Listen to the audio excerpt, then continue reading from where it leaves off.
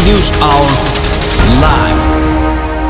नक्कली भुटानी शरणार्थी प्रकरण यति बेला प्रमुख चर्चा र सबैका लागि चासोको विषय बनेको छ। दिनै पछि नयाँ नयाँ रहस्यहरू खुल्दै पनि गएका छन्। आइतबार मात्रै तत्कालीन गृहमन्त्री एवं एमाले उपाध्यक्ष रामबहादुर थापाका छोरा प्रतीक र नेपाली काङ्ग्रेसका पूर्व सांसद आङटावा शेर्पा विरुद्ध पक्राउ पुर्जी जारी भएको छ। यो प्रकरण पेचिलो त्यति बेलादेखि भयो जब पक्राउ परेका आरोपीको बयान र तथ्यका आधारमा एमाले सचिव टोप बहादुर राय माझीलाई पक्राउ पुर्जी जारी भयो। यद्यपि एमाले अध्यक्ष केपी शर्मा ओलीले राय माझी बाटैबाट समातिहाल्नुपर्ने व्यक्ति नभएको अभिव्यक्ति र उनी आफ्नो सम्पर्कमै रहेको बताए। तर आज राय माझी कुन लोकमा छन् एमाले नै बेखबर छ। बरु अध्यक्ष ओलीको दौडधुप बढ्दै गएको छ। एमाले अध्यक्षले पटक पटक प्रधानमन्त्री भेटिरहेका बेला पछिल्लो समय 3 दलका शीर्ष नेताको भेटघाट पनि बाक्लिरहेको छ। घटनाक्रमले प्रकरणमा नेपाली कांग्रेसका नेता तथा पूर्व गृहमन्त्री बालकृष्ण खाँड तानिए। उनी प्रहरी हिरासतमा पुगे। लान्छना उनकी धर्मपत्नी मन्जु खाँड र कांग्रेस सभापति शेरबहादुर देउवा पत्नी आरजु देउवासम्मलाई लगाइएको छ। जुन निराधार भएको प्रष्टीकरण कांग्रेस नेता आरजुले कसम नै खाएर विभिन्न माध्यमबाट दिइरहेकी छन्। प्रकरणका वास्तविक दोषी नउम्किउन् र निर्दोष नफसुन् भनेर देशव्यापी खबरदारी सुरु भएको छ। यही मेलोमा नेपाली कांग्रेसको भातृ संगठन नेभी संघले आफ्नै नेता समेत मुछिएको प्रकरणमा निष्पक्ष अनुसन्धानको माग गर्दै विज्ञप्ति मात्रै होइन प्रदर्शन नै गरेको छ। तर सोही पार्टीको भातृ संगठन नेपाल तरुण दलले भने नेत्री देउवालाई प्रकरणमा जोडेर चरित्र हत्या गरेको दावी गर्दै विज्ञप्ति मार्फत आपत्ति जनाएको छ। आफ्नै नागरिकलाई अनागरिक बनाएर मानव बेचबिखन जस्तो जघन्य अपराधमा स्वतन्त्र अनुसन्धान हुन दिनुपर्ने हो। तर यस्तो गम्भीर विषयमा कृतज्ञताका लागि पार्टी तथा पार्टीका संगठनहरू प्रष्ट र भ्रष्ट गुटका रूपमा विभाजित हुनु कसैका लागि हितकर हुने छैन।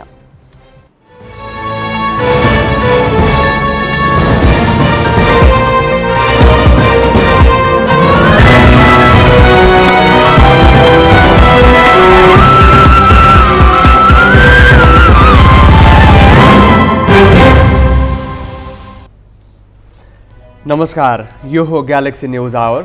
अब हेडलाइन्स।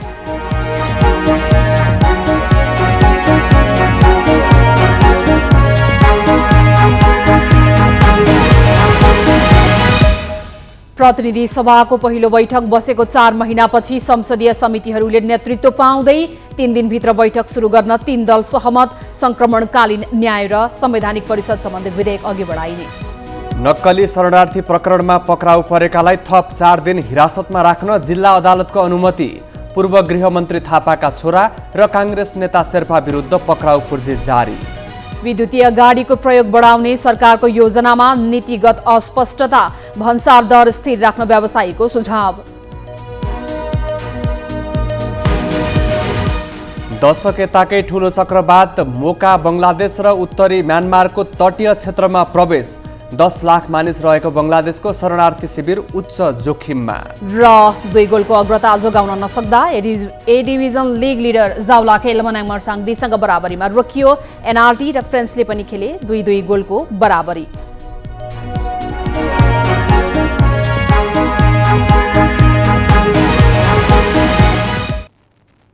निर्वाचनबाट जनप्रतिनिधि चुनिएको 6 महिना भयो। प्रतिनिधि सभाको पहिलो बैठक बसेको पनि 4 महिना नागिसकेको छ। तर प्रतिनिधि सभा अहिलेसम्म कानुन निर्माणको आफ्नो मुख्य जिम्मेवारीमा प्रवेश नै गरिसकेको छैन। 3 वटा विधेयक विषयगत समितिमा पुगे पनि समितिको बैठक नै सुरु हुन सकेको छैन। प्रमुख 3 दल नेपाली काङ्ग्रेस, नेकपा एमाले र माओवादी केन्द्रबीच संसदलाई प्रभावकारी बनाउने सहमति भएको छ। 3 दिनभित्र समितिको नेतृत्व छानेर बैठक सुरु गर्ने र समितिमा पुगेका विधेयक पनि अगाडि बढाउने सहमति भएको हो। प्रमुख 3 दलका शीर्ष नेता आइतबार छलफलमा बसे। प्रधानमन्त्री निवास बालुवाटारमा बसेको बैठकमा प्रधानमन्त्री पुष्पकमल दाहाल, काङ्ग्रेस सभापति शेरबहादुर देउवा र एमाले अध्यक्ष ओलीका अलावा तिनै दलका प्रमुख सचेतक र अन्य केही नेता पनि थिए। प्रमुख 3 दलका नेता छलफलमा बसेको यो पहिलो पटक भने होइन। आइतबारको बैठकमा भने संसदीय समितिको नेतृत्व तथा संक्रमणकालीन न्याय र संवैधानिक परिषद सम्बन्धी विधेयक अगाडि बढाउने विषयमा सहमति जुटेको छ। उनीहरूबीच संवैधानिक परिषदमा बहुमतले निर्णय गर्न सक्ने पुरानै व्यवस्थालाई निरन्तरता दिने सहमति भएको हो, जसअनुसार परिषदले प्रधानमन्त्री असहमत भए पनि बहुमतले निर्णय लिन सक्नेछ। अहिले संसदमा रहेको विधेयकमा अध्यक्ष र तत्काल बहाल रहेका कम्तीमा 50% सदस्यको बहुमतबाट निर्णय गर्ने प्रस्ताव छ। प्रधानमन्त्रीले अध्यक्षता गर्ने परिषद 6 सदस्यीय हुन्छ। 6 मध्ये 3 सदस्य अहिले एमालेका हुन्। यस्तै शीर्ष नेताबीच संक्रमणकालीन न्याय सम्बन्धी विधेयक संसदीय समिति अन्तर्गत उपसमिति गठन गरेर अगाडि बढाउने सहमति भएको छ। यो विधेयक दफावार छलफलका लागि यस अघि नै संसदीय समितिमा पुगिसकेको छ। सहमति अनुसार अब बेपत्ता पारिएका व्यक्ति र सत्य निर्माण तथा मेलमिलाप आयोग सम्बन्धी विधेयकमाथि समितिले उपसमिति गठन गरी छलफल चलाउनेछ।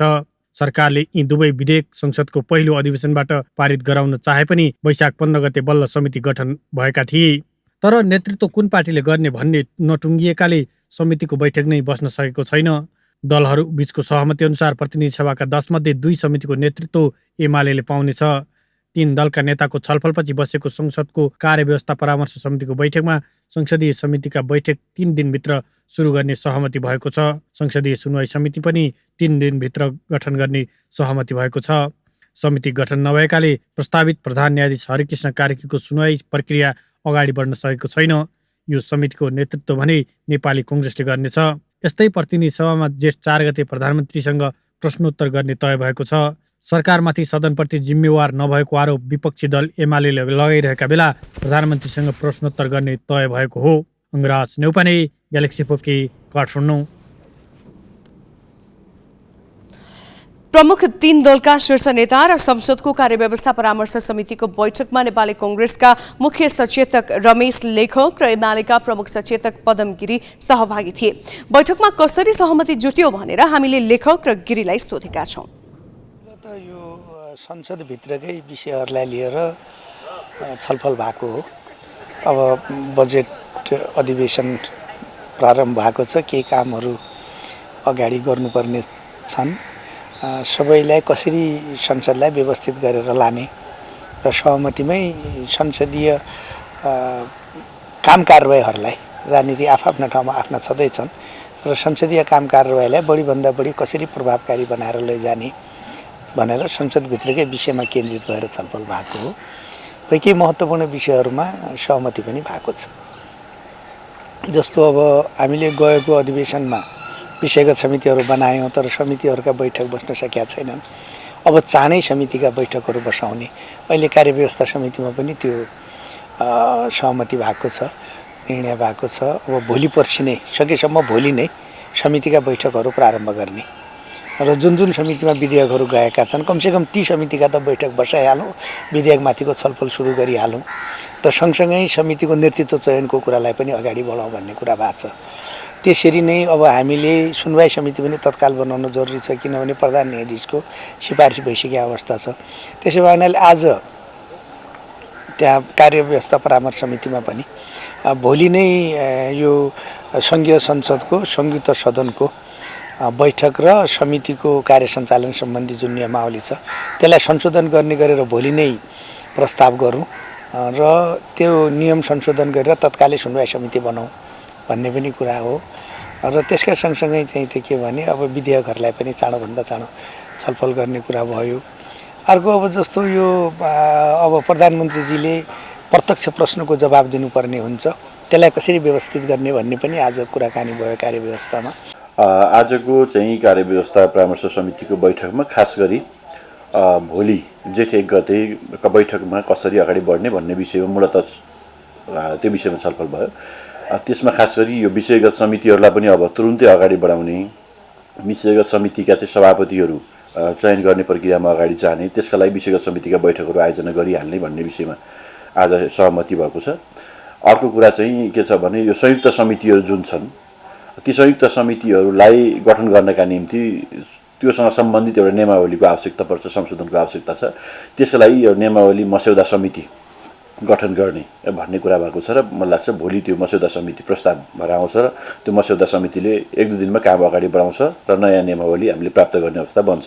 त्यस हिसाबले अगाडि बढ्ने भन्ने कुराकानी र समझदारी बन्यो। नेकपा एमाले लेखा समितिको सभापति र विषयगत समितिमा अर्को एउटा कुनै समितिको चाहिँ सभापति नेकपा एमाले लिन्छ र संयुक्त समितिमा चाहिँ एउटा समिति नेकपा एमाले त्यसको नेतृत्व गर्ने भन्ने समझदारी भएको छ। त्यही अनुसारै अगाडि बढ्छ।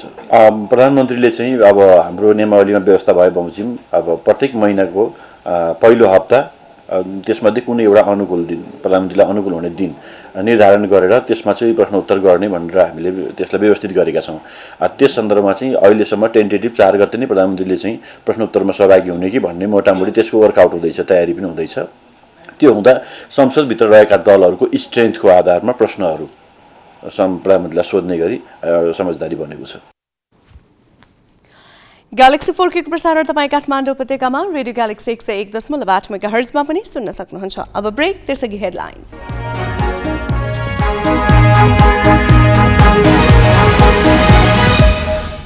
प्रतिनिधि सभाको पहिलो बैठक बसेको 4 महिनापछि संसदीय समितिहरूले नेतृत्व पाउँदै 3 दिनभित्र बैठक सुरु गर्न 3 दल सहमत। संक्रमणकालीन न्याय र संवैधानिक परिषद सम्बन्धी विधेयक अघि बढाइने। नक्कली शरणार्थी प्रकरणमा पक्राउ परेकालाई थप 4 दिन हिरासतमा राख्न जिल्ला अदालतको अनुमति। पूर्व गृहमन्त्री थापाका छोरा र काङ्ग्रेस नेता शेर्पा विरुद्ध पक्राउ पूर्जी जारी।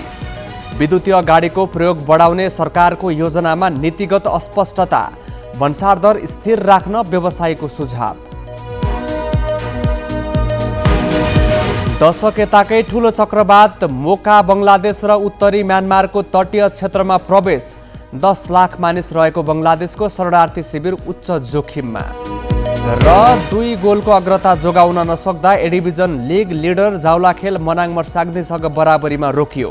एनआरटी र फ्रेन्ड्सले पनि खेले 2-2 गोलको बराबरी।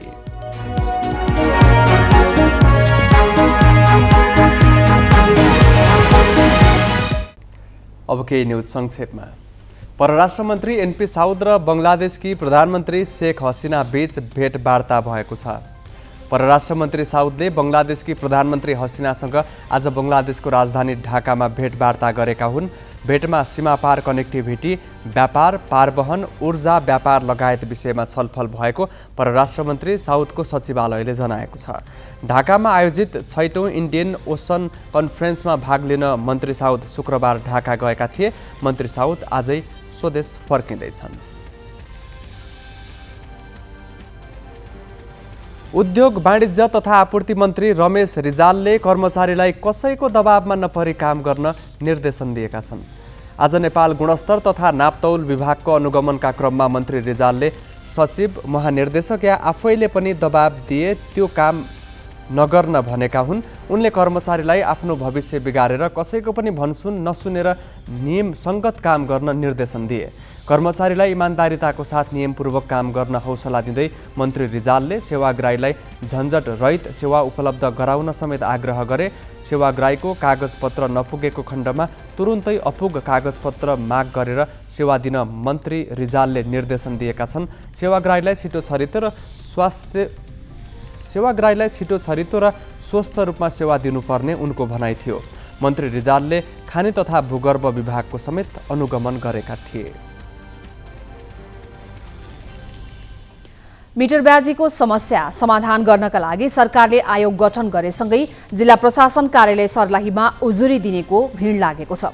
प्रशासन कार्यालयले गत वैशाख 17 गतेदेखि अनुचित लेनदेन अर्थात् मिटर ब्याजी समस्या सम्बन्धी निवेदन लिन सुरु गरेको हो। कार्यालयका अनुसार हालसम्म 764 उजुरी परेका छन् भने निवेदन बुझाउने समय जेठ 7 गतेसम्म निर्धारण गरिएको छ।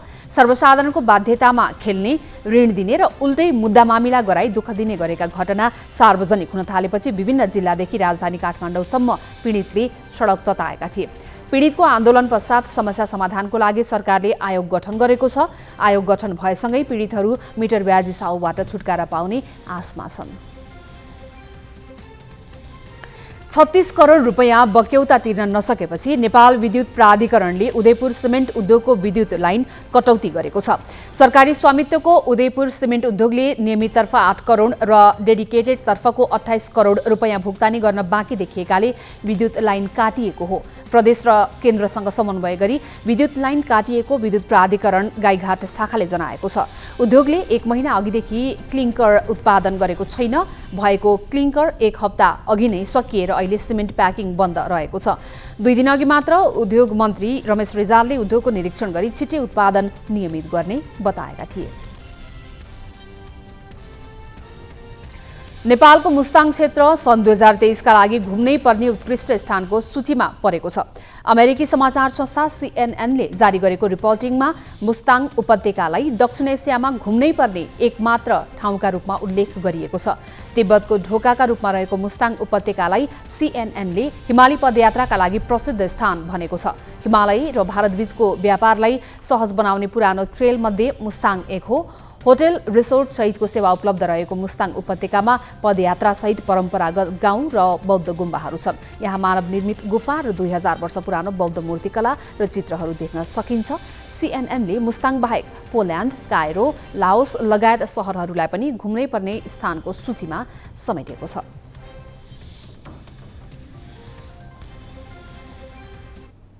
बाँकी प्रसङ्ग सोनिका अर्यालबाट।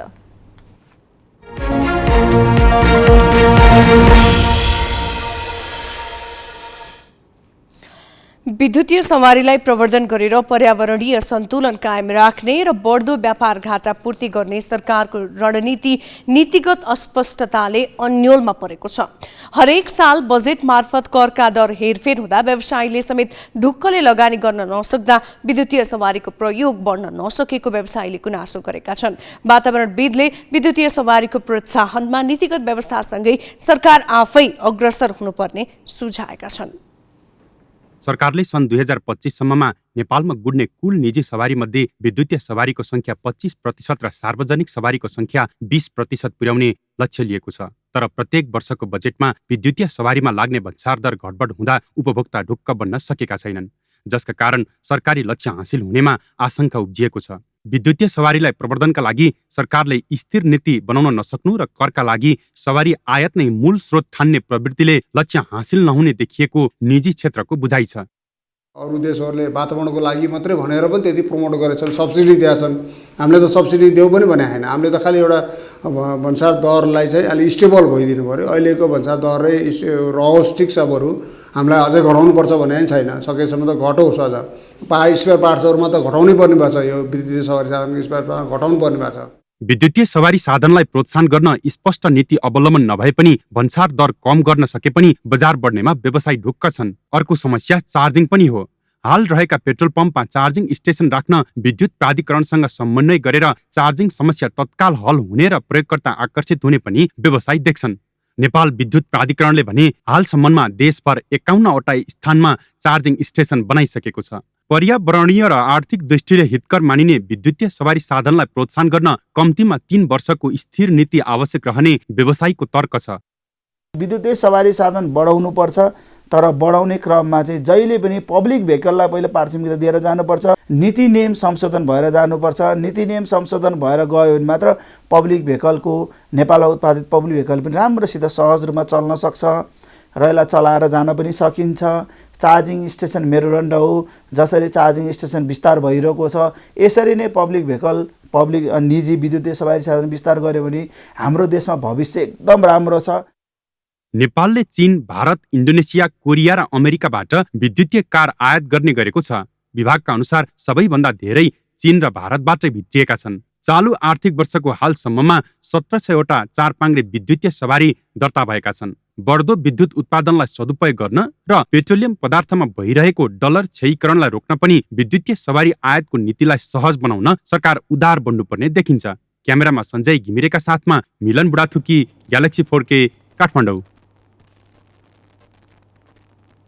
विद्युतीय सवारीको प्रवर्धन गर्न सरकारको लक्ष्य र नीतिमा किन तालमेल नमिलेको भनेर ग्यालेक्सी संवाददाता मिलन बुढाथोकीले वातावरणविद भूषण तुलाधरलाई सोधेका छन्। विद्युतीय यातायातलाई प्रवर्धन गर्नुपर्छ जुन भनेर सरकारले भनेको छ त्यो राम्रो हो। एक, त्यसको लागि केही राम्रा कामहरू गरेका छ, त्यसको लागि लक्ष्यहरू निर्धारण गरेका छ। सन् 2025 सम्ममा के गर्ने, कति प्रतिशत गाडी आयात जुन हुन्छ त्यो विद्युतीय हुने, जस्तै 25% निजी सवारी साधनहरू, 20% सार्वजनिक सवारी साधनहरू निजी हुनुपर्ने भनेको छ, आयात जति हुन्छ। त्यसै गरिकन 2030 सम्मको पनि लक्ष्य छ।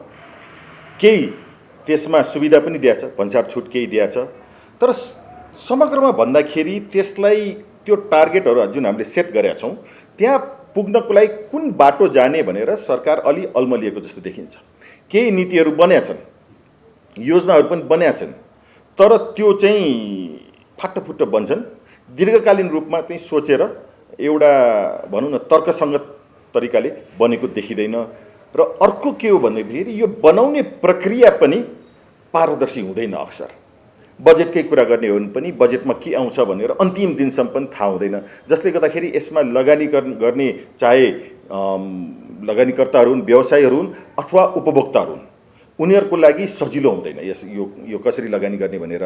र तेस्रो कुरा चाहिँ सरकारको जुन आफ्नै नीति छ विद्युतीय सवारी साधन प्रवर्धन गर्ने भन्ने, त्यसमा सरकारले आफैले काम चाहिँ थोरै गरेको छ, अथवा सरकारले भनौँ न वर्षेनी सयौँ गाडीहरू किन्छन्, त्यसलाई विद्युतीकरण कसरी गर्ने भनेर खासै योजना ल्याएको छैन। सार्वजनिक यातायात जुन सरकारले दिने पर्ने एउटा सुविधा हो त्यसलाई कसरी विद्युतीकरण भनेर योजना ल्याएको छैन। त्यसैले समग्रमा भन्दाखेरि लक्ष्यहरू छन् राम्रो, केही राम्रा कामहरू भएका छन्, तर जुन आवश्यकता छ लक्ष्यमा पुग्नको लागि त्यो अनुरूप काम भएको छैन। अब केही न्युज संक्षेपमा। खोप लगाउन छुटेका 5 वर्ष मुनिका सबै बालबालिकालाई देशैभर आज एकसाथ खोप लगाइएको छ। स्वास्थ्य तथा जनसङ्ख्या मन्त्रालयको बृहत खोप अभियान अन्तर्गत आज देशैभरका सबै सरकारी स्वास्थ्य संस्थाबाट अभियान सञ्चालन गरिएको हो।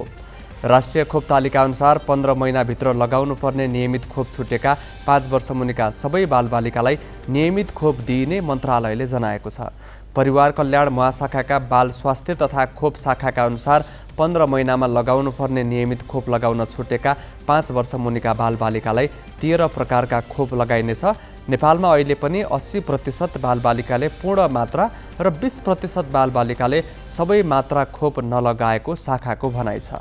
4% बालबालिकाले कुनै पनि खोप लगाएका छैनन्। जन्मने बित्तिकै लगाउने BCG, 6 हप्तामा लगाउने रोटा, पोलियो, PCV, DPT र हेप बी हिप, 10 हप्ताभित्र लगाउने रोटा, पोलियो, PCV, DPT र हेप बी हिप, 14 हप्ताभित्र लगाउनु पर्ने पोलियो, FAPV र हेप बी हिप, 9 महिनाभित्र लगाउनु पर्ने FIPV, PCV, दादुरा र रुबेला तथा 15 महिनाभित्र लगाउनु पर्ने दादुरा, रुबेला र टाइफाइड जस्ता खोप अहिले लगाइँदैछ। बाजुराको साफे मार्तडी सडक खण्ड अन्तर्गतको बल्दे दवारी क्षेत्रको वैकल्पिक मार्ग खुलेसँगै यस वर्षबाट बर्सातमा पनि यातायात सञ्चालन हुने भएको छ। विगत 4 वर्षदेखि बर्सातको समयमा पहिरोका कारण बल्दे दवारी क्षेत्रको 1 किलोमिटर सडक अवरुद्ध हुँदा मार्तडीसम्मको यातायात सेवा अवरुद्ध हुँदै आएको थियो, जसका कारण हरेक वर्ष बर्सातमा बाजुराको उत्तरी क्षेत्रसहित हुम्ला र मुगु जिल्लाका बासिन्दा सडक सञ्जालबाट टाढिन बाध्य थिए। सडक विभागको 12 लाख बढीको लगानीमा बुढीगङ्गा नगरपालिकाको कन्सन बाजुरा हुँदै दवारीसम्म 2.5 किलोमिटर ट्र्याक खुलेको हो। वैकल्पिक सडकमा बर्सातमा पनि साना तथा हलुका सवारी साधन सञ्चालन गर्न सकिने सडक डिभिजन कार्यालय अछामले जनाएको छ। बङ्गालको खाडीमा विकसित मोका नामक भीषण चक्रवात बङ्गलादेश र उत्तरी म्यानमारको तटीय क्षेत्रभित्र प्रवेश गरेको छ। पछिल्लो दशककै सबैभन्दा भयानक चक्रवात मोकाका कारण म्यानमारको सित्वेमा विद्युत र वाइफाई सेवा अवरुद्ध भएको अधिकारीहरूलाई उद्धृत गर्दै अन्तर्राष्ट्रिय सञ्चार माध्यमले जनाएका छन्। हावाको वेगका कारण कयौं रुखहरू ढलेका छन्। टेलिफोन टावर क्षतिग्रस्त भएको बताइएको छ। यता बङ्गलादेशको कोक्स बजारमा कम्तीमा 2 लाख मानिस सुरक्षित स्थानमा आश्रय लिन बाध्य भएका छन्। हावाको वेगका हिसाबले मोका आँधीलाई 5औं श्रेणीमा राखिएको छ। मौसम अधिकारीहरूले भीषण वर्षाले पहिरो निम्त्याउने चेतावनी दिएका छन्। कोक्स बजार स्थित शरणार्थी शिविरमा बस्ने रोहिङ्ग्या शरणार्थीको सुरक्षालाई लिएर भने चिन्ता गरिएको छ।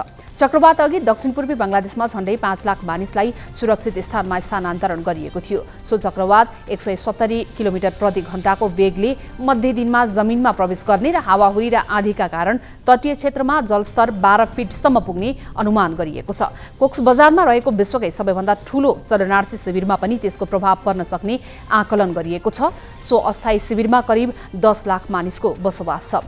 शिविर क्षेत्रमा पानी पर्न थालेको छ र त्यहाँ चेतावनी स्वरूप रातो झण्डा फहराइएको छ। यता नेपालमा भने यस चक्रवातको खासै प्रभाव नपर्ने बताइएको छ। जल तथा मौसम विज्ञान विभागको मौसम पूर्वानुमान महाशाखाले उक्त शक्तिशाली चक्रवात उत्तरपूर्वी दिशातर्फ उन्मुख हुँदै बङ्गलादेश र म्यानमारको तटीय क्षेत्रतर्फ प्रवेश गरिरहेकाले नेपालमा खासै प्रभाव नदेखिने जनाएको छ। भारतको कर्नाटक राज्यमा भारतीय राष्ट्रिय कांग्रेसले स्पष्ट बहुमत ल्याएको छ। 224 सदस्यीय विधानसभामा कांग्रेसले 136 सिट जितेको हो। कर्नाटकमा बहुमतको सरकार बनाउन कम्तीमा 113 सिट आवश्यक पर्छ। कांग्रेसले अब प्रदेशमा एकल बहुमतको सरकार बनाउनेछ। कर्नाटकमा कांग्रेसले सन् 1989 पछि सबैभन्दा ठूलो जित निकालेको भारतीय सञ्चार माध्यमले जनाएका छन्। अघिल्लो निर्वाचनमा 104 सिट जितेको सत्तारूढ भारतीय जनता पार्टी भाजपा यसपटक 65 सिटमा खुम्चिएको छ। भारतका राजनीतिक विश्लेषकले कर्नाटकमा भाजपाको हारलाई प्रधानमन्त्री नरेन्द्र मोदीको हार भनेका छन्। लगातार 2 कार्यकाल सत्ता चलाइरहेका मोदीलाई कर्नाटकको चुनावी परिणामले ठूलो धक्का लागेको छ। कर्नाटकमा भाजपा पराजय हुनुको सम्पूर्ण जिम्मेवारी लिँदै मुख्यमन्त्री बासवराज बोम्माईले राजीनामा दिएका छन्।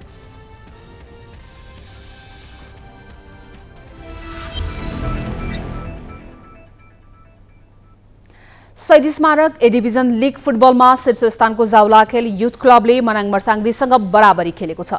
च्यासल मैदानमा आज जावलाखेलले मनाङसँग 2-2 गोलको बराबरी खेल्दै अङ्क बाँड्यो। जावलाखेलले 2-0 गोलको अग्रता जोगाउन सकेन। उसले 33औं मिनेटमा एन्कोटो मासोबीको गोलमा अग्रता लिएको थियो। 75औं मिनेटमा यसु बुथपदियाले जावलाखेलको अग्रतालाई दोब्बर पारे। तर मनाङ मर्साङदीले अन्तिम 10 मिनेटको अन्तरमा 2 गोल फर्कायो। उसका लागि 80औं मिनेटमा विसन गुरुङले तथा खेलको अन्तिम मिनेटमा सुमित श्रेष्ठले गोल गरे। बराबरीका बावजुद जावलाखेल 31 अङ्कसहित तालिकाको शीर्ष स्थानमा छ। मनाङ 22 अङ्कसहित 7औं स्थानमा छ। एन्फा मैदानमा भएको अर्को खेलमा एनआरटी र फ्रेन्ड्सले बराबरी खेले। रेलिगेसनबाट बच्न सङ्घर्षरत दुवै क्लबले 2-2 गोलको बराबरी खेलेका हुन्। एनआरटी 22 अङ्कसहित तालिकाको 8औं स्थानमा छ भने 11औं स्थानको फ्रेन्ड्सको 20 अङ्क छ।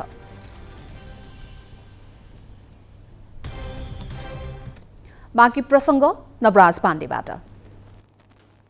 नक्कली भुटानी शरणार्थी प्रकरणको लहरो तन्किँदै गएको छ। प्रहरीले थप 2 जना विरुद्ध पक्राउ पूर्जी जारी गरेको छ। यस्तै यसअघि पक्राउ परेका पूर्व गृहमन्त्री बालकृष्ण खाँडसहित 12 जनालाई अदालतले आज 4 दिन हिरासतमा राख्न अनुमति दिएको छ। खाँड संलग्न नेपाली कांग्रेसको विद्यार्थी संगठन यो प्रकरणमा जोडिएका सबैलाई कारबाहीको माग गर्दै सडकमा उत्रिएको छ। नक्कली शरणार्थी प्रकरणमा तत्कालीन गृहमन्त्री एवं एमाले उपाध्यक्ष रामबहादुर थापाका छोरा प्रतीक र नेपाली कांग्रेस पूर्व सांसद आङटावा शेर्पा विरुद्ध पक्राउ पूर्जी जारी भएको छ। जिल्ला अदालत काठमाडौँले थापा र शेर्पा विरुद्ध आइतबार पक्राउ पूर्जी जारी गरेको हो। यसअघि पक्राउ परेका ठगी प्रकरणका योजनाकारसँगको बयानका आधारमा थापा र शेर्पा विरुद्ध पक्राउ पूर्जी जारी गरिएको हो। थापाले गृह मन्त्रालयको नेतृत्व गर्दा गृह प्रशासनमा प्रतीकको जगजगी थियो। उनी मन्त्रालयमा कुनै जिम्मेवारीमा थिएनन्, तर स्वार्थ समूहको इसारामा निर्णय गराउन उनले सम्बन्धको दुरुपयोग गरेका थिए। नक्कली शरणार्थी प्रकरणका मुख्य योजनाकार केशव दुलाल र सानु भण्डारीले प्रतीकको नाम लिएका छन्। प्रहरीले उनी संलग्न भएका प्रमाण फेला पारेको छ। तर आफ्नो नाम जोडिएको भन्दै यसअघि नै विज्ञप्ति मार्फत आपत्ति जनाउनुका साथै अनुसन्धानमा सहयोग गर्ने बताएका प्रतीकलाई प्रहरीले फेला पारेको छैन। यस्तै कांग्रेसका पूर्व सांसद शेर्पा पनि अहिले भागिरहेका छन्। उनले थुनामा रहेका दुलाल र भण्डारीलाई हिरासतमा पुगेर भेटिए पूर्व गृहमन्त्री खाँडलाई नमुच्न आग्रह गरेका थिए। पूर्व गृहमन्त्री खाँड, तत्कालीन गृह सचिव टेकनारायण पाण्डे लगायत 12 जनालाई अनुसन्धानका लागि हिरासतमा राख्न जिल्ला अदालत काठमाडौँले प्रहरीलाई थप 4 दिनको म्याद दिएको छ। अनुसन्धान नसकिएको भन्दै प्रहरीले पक्राउ परेकाहरूलाई अदालतमा उपस्थित गराएर आइतबार म्याद थप गराएको हो। गिरोहका मुख्य नायक दुलाल र भण्डारी 2069 चैत्र 12 मा पक्राउ परेका थिए, जसका कारण जेठ 9 भित्र अनुसन्धान सकाएर अदालतमा मुद्दा लानुपर्ने हुन्छ। यो प्रकरणमा मुछिएका एमाले सचिव टो बहादुर रायमाझी भने अझै फरार छन्। प्रहरीले उनको खोजीका लागि भारतमा समेत टोली खटाएको छ। भुटानी शरणार्थी प्रकरणमा राजनीतिक र प्रशासनिक व्यक्ति मुछिएपछि यो विषयले प्रमुख 3 दलका शीर्ष नेताको बैठकमा पनि प्रवेश पाएको छ। एमालेका उपनेता सुभाष नेमवाङले राखेको जिज्ञासामा 3 दलका प्रमुख नेताले यो प्रकरणमा दोषीलाई कानुन अनुसार कारबाही गर्न कुनै किसिमको अवरोध नगर्ने जवाफ दिएका छन्। तपाईहरु 3टा नेता त बस्ने बित्तिकै भुटानी शरणार्थीको बारेमा छलफल गर्न बस्यो भनेर चर्चा हुन्छ। के हो भनेर हाँस्दै सोध्ने मान्छे मै हो। मैले तपाईहरुको तर्फबाट सोधेको थिएँ। प्रधानमन्त्रीज्यूलाई नेताहरूलाई। अनि मैले जोडेको थिएँ तपाईँहरू 3 नेता त जुनसुकै बेला बसिरहनुपर्छ, एक ठाउँमा बस्नु अचम्मको कुरा होइन।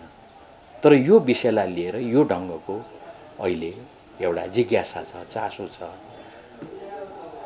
कथम कदाचित तपाईँहरूलाई सोधिहाल्यो भने अनि उहाँले मेरो यो जिज्ञासाको उत्तरमा भन्नुभयो, हाले साथीहरूले भने तपाईँले ढुक्कसँग भनिदिनु भयो हुन्छ हामी 3 दलको बिचमा एउटा समझदारी छ, हामी 3 दल एउटा निष्कर्षमा छौँ। त्यो के हो त भन्दा यी सबै विषयहरू संविधान कानुन बमोजिम निष्कर्षमा पुग्नुपर्छ। संविधान कानुन बमोजिम निष्कर्षमा पुगोस् भन्ने हाम्रो चाहना छ। संविधान कानुन बमोजिम निष्कर्षमा पुर्याउने कुरामा हाम्रो सहयोग रहन्छ। यो बाहेक हाम्रा अन्य कुराहरू छैन। यति कुरा तपाईँले भनिदिए हुन्छ भन्नु। त्यसो त यो प्रकरणका सबै दोषीलाई कारबाहीका लागि दिनदिनै दबाव बढिरहेको छ। नागरिक तहमा शनिबार देशव्यापी रूपमा प्रदर्शन भएकामा आइतबार कांग्रेसको भ्राती संस्थाका कार्यकर्ता सडकमा उत्रिएका छन्। नेपाल विद्यार्थी संघका कार्यकर्ताले आफ्नै नेता पक्राउ परेको र पार्टी सभापति शेरबहादुर देउवा पत्नी आरजु राणाको नाम मुछिएको प्रकरणमा खुट्टा नकमाई अनुसन्धान गरी दोषीलाई कठघरामा ल्याउन दबाव स्वरूप प्रदर्शन गरेका छन्।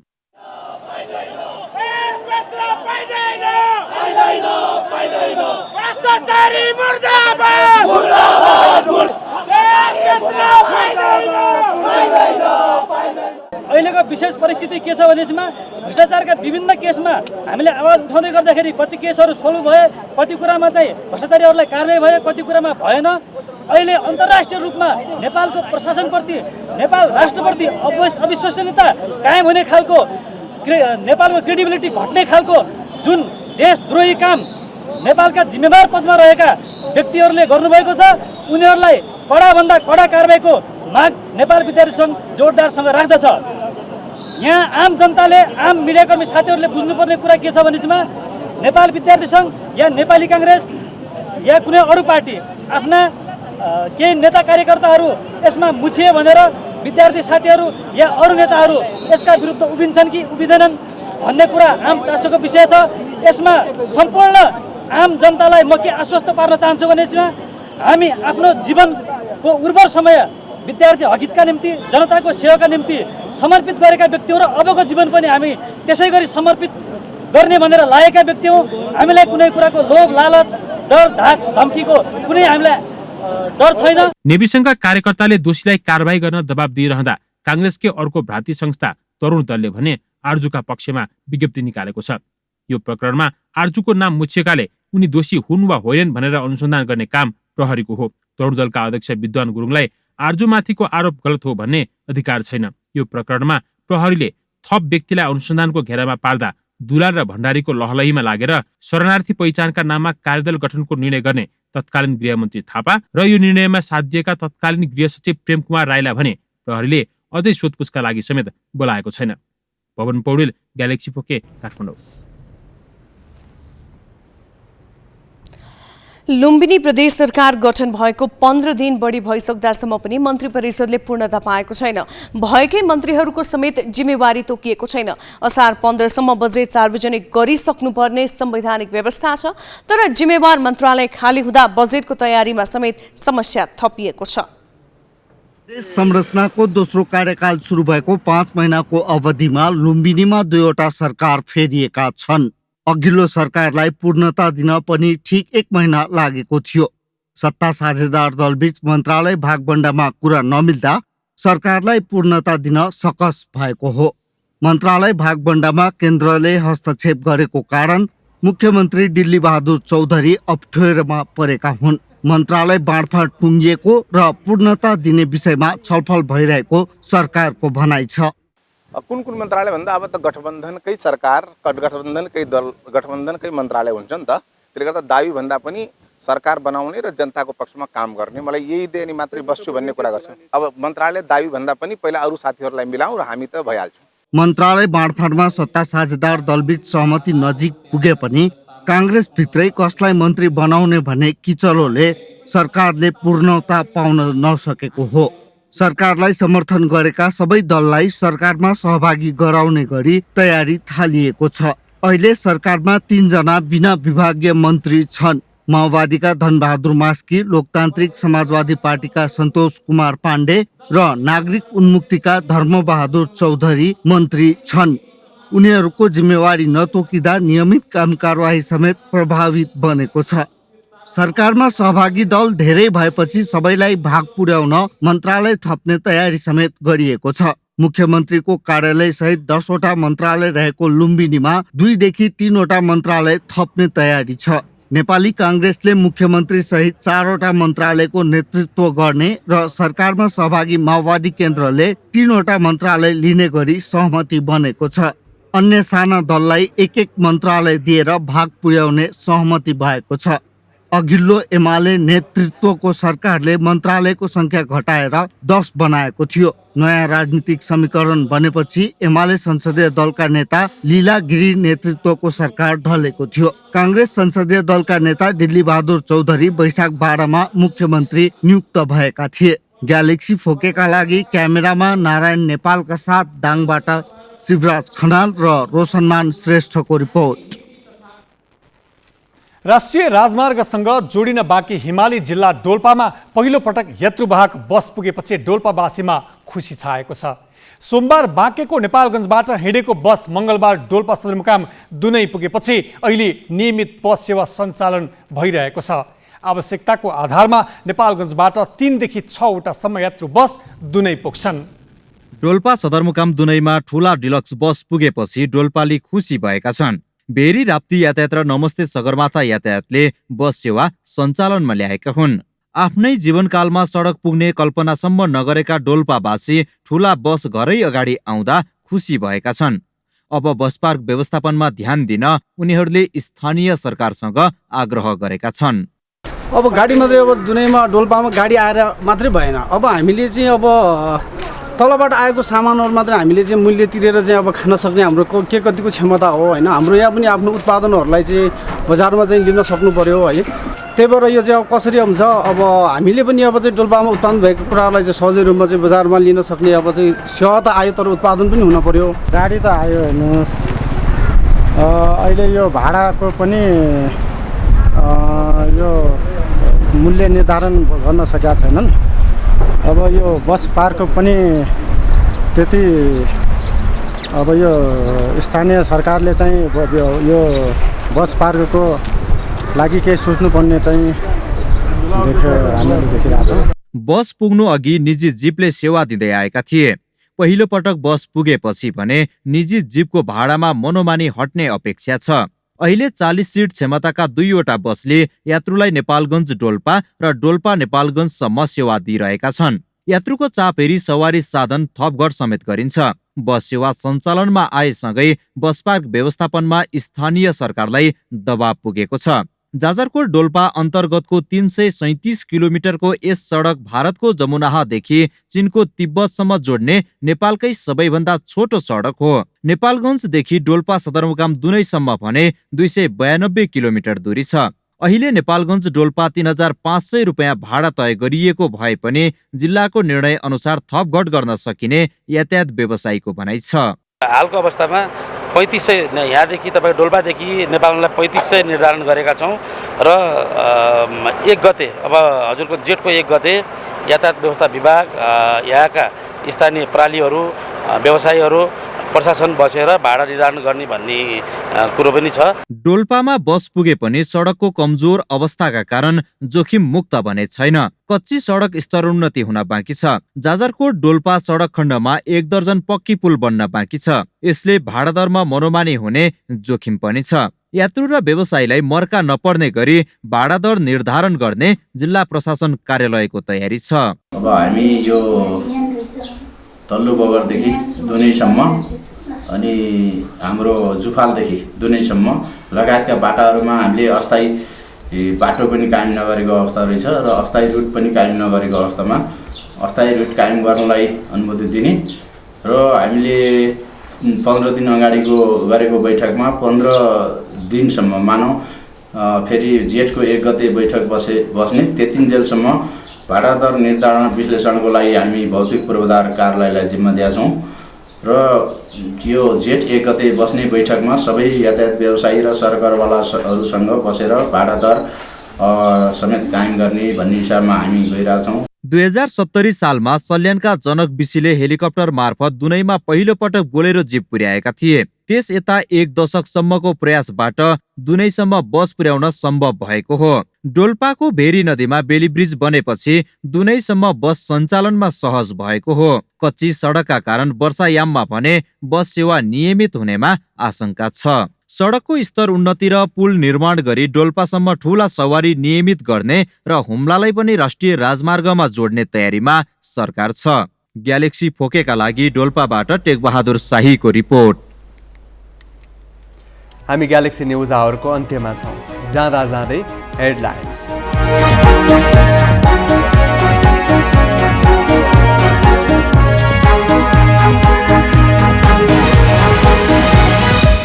प्रतिनिधि सभाको पहिलो बैठक बसेको 4 महिनापछि संसदीय समितिहरूले नेतृत्व पाउँदै 3 महिनाभित्र बैठक सुरु गर्न 3 दल सहमत। संक्रमणकालीन न्याय र संवैधानिक परिषद सम्बन्धी विधेयक अघि बढाइने।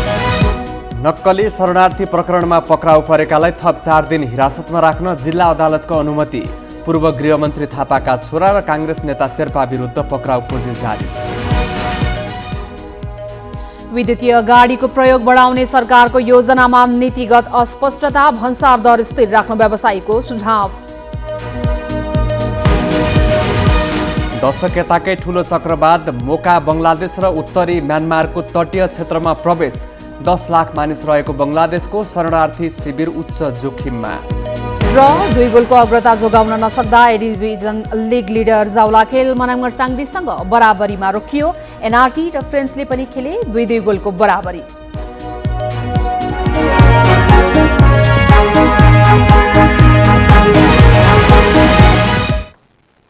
आजलाई ग्यालेक्सी न्युज आवर सकियो। नमस्ते।